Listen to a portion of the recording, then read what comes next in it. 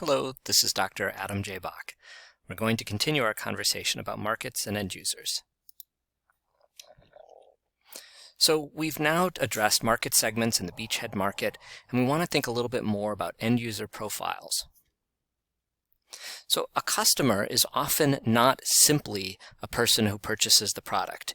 As a consumer, you may have a very straightforward perspective of a customer, thinking about a situation in which, for example, you go to the grocery store and buy bread.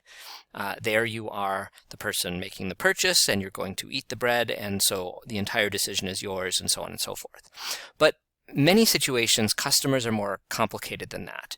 There's both the end user, but a broader decision-making unit that's involved in making this kind of decision. So there could be a champion, someone closely related to the actual end user, who's going to encourage the purchase of the product. There might be a primary economic buyer, someone who's paying for the product other than the person who actually uses the product. There may also be influencers.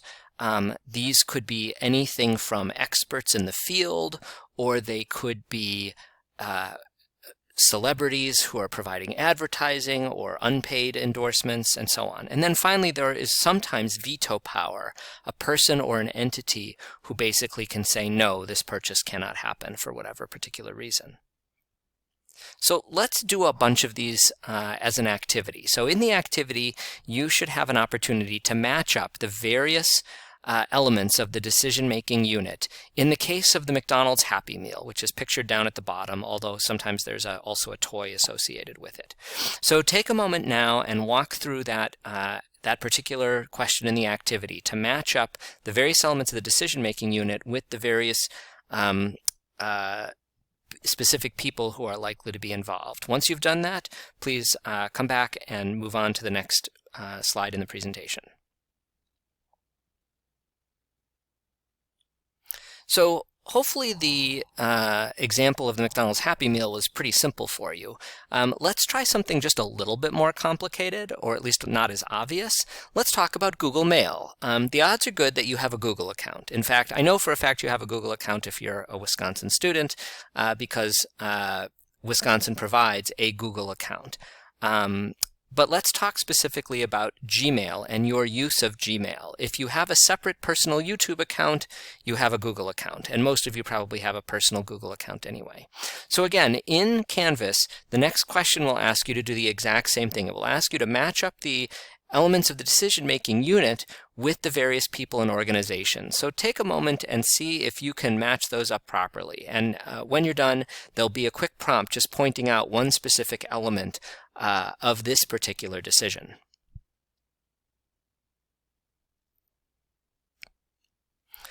All right, so now we're ready to move on to something even more complicated. Happy Meals are pretty straightforward. Google Mail may be a little more tricky, although I'm guessing you figured it out. But now let's try something actually for real. And to do that, we need to talk about a real problem, which is colon cancer. So it's the third most common cancer in the United States. There's a 5% chance that you or anyone else will get colon cancer during your life. It's the third leading cause of death in the U.S., but early detection can dramatically improve the outcome, so it's important that people get screened for this. The screening, however, is typically done via a colonoscopy. Now, if you don't know what that is, I'm not going to go into details, but you can easily look it up and discover why people are not enthusiastic about this particular procedure.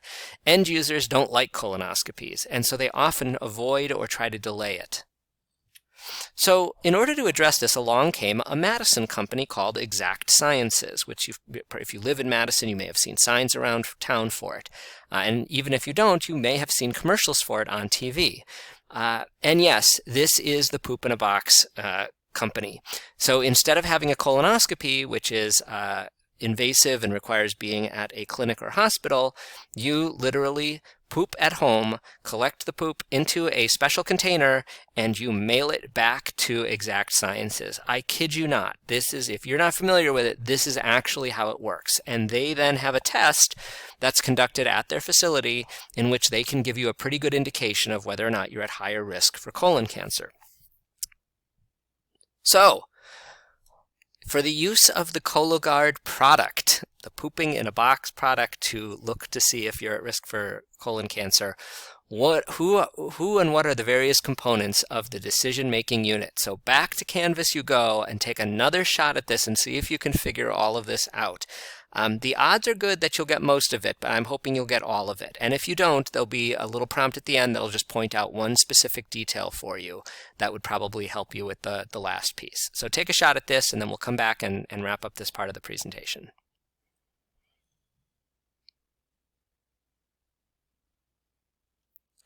So hopefully you figured out that the key organization with veto power was the FDA.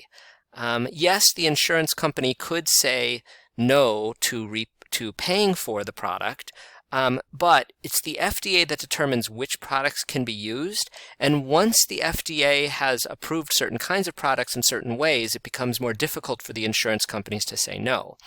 But Exact Sciences is a really good example of just how much power the FDA wields.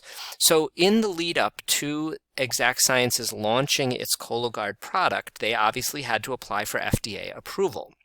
And when they did, in 2015, something slightly unexpected happened. The FDA approved the product, but they approved it with something called Tier 2 approval instead of Tier 1 approval.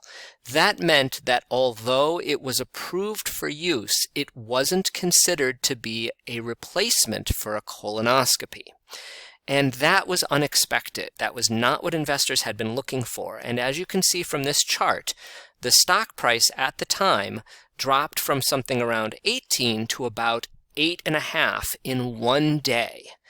And so the company lost more than 50% of its value in the stock market in one day, even though the FDA approved the product. It's just that the FDA didn't approve the product the way that the company had wanted. And so veto power, which is a form of influencer, really, really matters. So keep this in mind.